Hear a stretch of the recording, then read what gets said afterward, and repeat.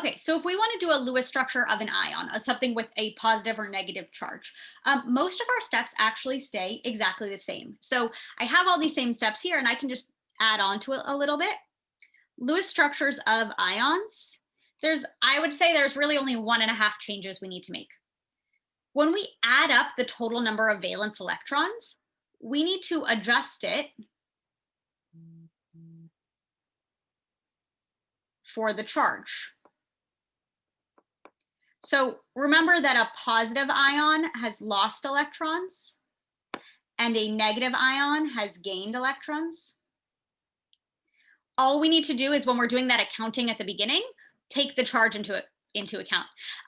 So I'll show you that.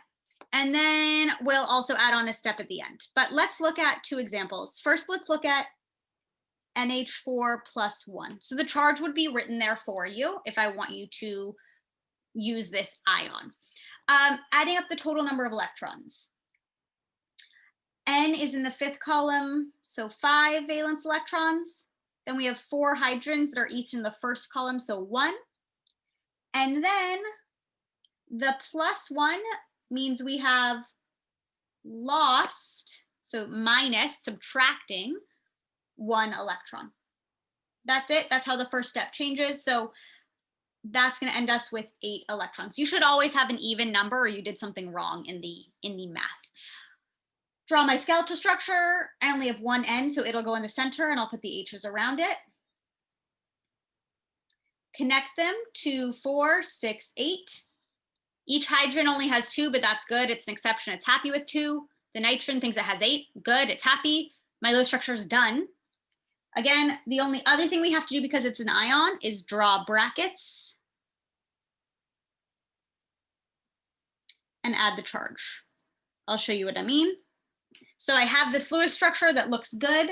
I just need to literally draw the whole thing in brackets and then write its charge on the outside. So my final answer, sorry, that got a little bit less bold for some reason. My final answer would be everything I'm putting in this pink box. That's it. I'll show you one more just in case. So looking at PO4 minus 3, phosphorus has 5. Then we have 4 oxygens that each have 6. And then because of the minus 3 charge, we are adding 3 electrons. So 5 plus 24 plus 3 gets us 32 electrons to work with. Phosphorus and 4 oxygens around it.